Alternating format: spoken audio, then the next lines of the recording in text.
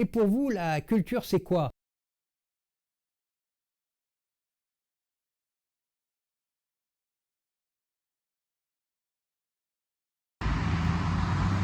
Bien, alors aujourd'hui dans une ambiance un peu particulière, voilà, au milieu des champs, des agriculteurs, et bien cette fois nous sommes avec Niki. Niki est indien. Et ce qui nous paraît intéressant, c'est que donc tu as vécu en Inde, et tu connais bien la France. Oui, je connais bien. Tu vis au Portugal pour travailler en Suisse, on peut dire ça. Oui. Et je crois que tu as encore quelques autres expériences en matière de pays. Alors, nous, on s'intéresse à la culture. Quelle est l'impression que tu ressors, comme ça, de prime abord, quand tu es dans tous ces pays? Est-ce que tu vois des différences en termes de culture, mais ça peut être des différences alimentaires, des différences de comportement, des différences entre tous ces pays? Oui, tout à fait, en fait. Je vois des choses différentes parce que chaque pays a sa culture, sa propre alimentation, son comportement, mais même en même temps, c'est à peu près pareil aussi. Il y a des choses, tu sais. Donc c'est assez intéressant de voir qu'il y a des différences, mais on est pareil. L'humanité, vraiment, on a des choses. Alors, deux, trois grandes différences, par exemple. Oui, mais par exemple, je crois qu'en Europe, on a des différences de comportement entre les pays différents. Parce qu'à Genève, en Suisse, c'est beaucoup plus fermé dans une manière de, avec les personnes nouvelles que tu rencontres, par exemple. Ils sont un peu fermés.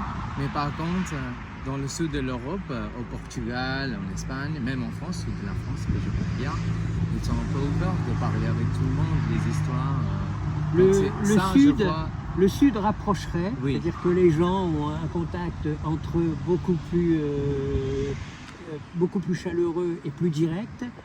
Tu dirais que dans les pays du Nord, on a une sorte de, non pas de froideur, mais de distance. D'accord. Oui. Ça, je vois bien la différence.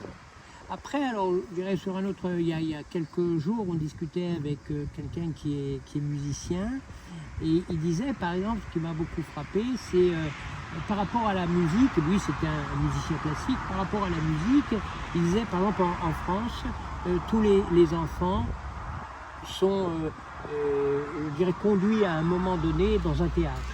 Il dit en Allemagne, eh bien, tous les enfants ont assisté à un concert de musique classique.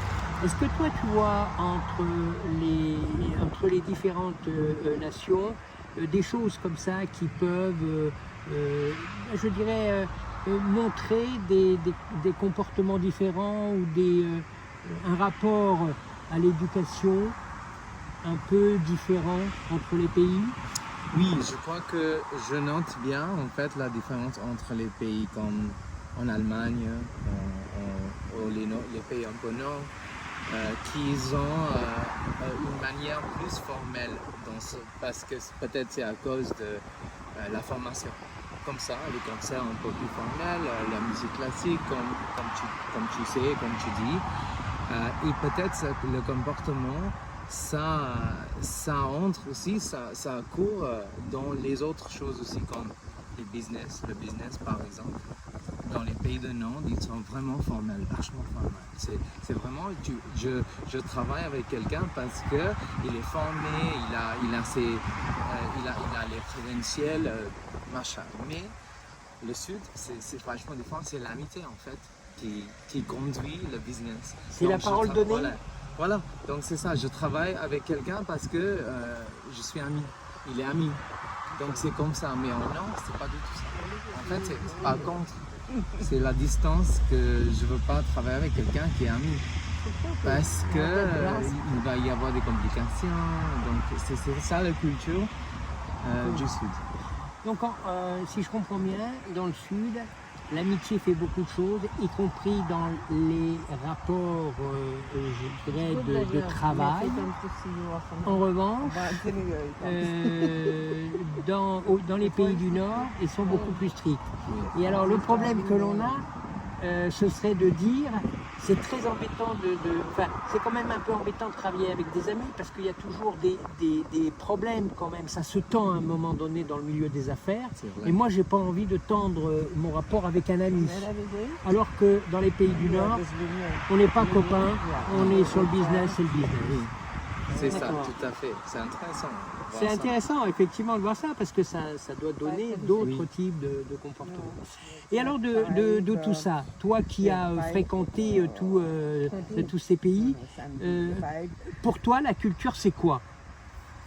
Pour moi, en fait, la culture, c'est en fait la clé de comprendre les gens. De voir comment on peut conduire un pays, comment on peut connaître des gens. La culture, en fait, c'est la clé. Et moi, je vois la culture comme ça. C'est vraiment une manière de s'intégrer dans un pays, de faire des amis, de travailler avec des gens. Donc ça, c'est par la culture, tout à fait. Donc c'est un truc, c'est une chose qu'on doit comprendre, on doit apprendre de chaque pays. Et après, la culture, la multiculture, c'est une manière de choisir ce que tu aimes et tu vas en fait utiliser dans ta vie. Et tu vas dans une manière te comporter avec un certain type de culture. Et en fait, tu peux choisir plusieurs. Donc moi, par exemple, je suis né en Inde et je suis indien à la base, mais après, j'ai attrapé des choses de la France, de Portugal, Amérique latine, ce que en fait, j'aimais bien. D'accord. Tu vois une grande différence entre la culture indienne et la culture française, par exemple? Tout à fait. Une des grandes choses. Une des grandes choses, la bouffe, par exemple. D'accord. Ici en Inde. Ici, l'organisation des familles en Inde, c'est tout à fait différent. La famille, c'est quelque chose de très important, de très fondamental. Beaucoup plus qu'en France, il te semble? Je crois, oui.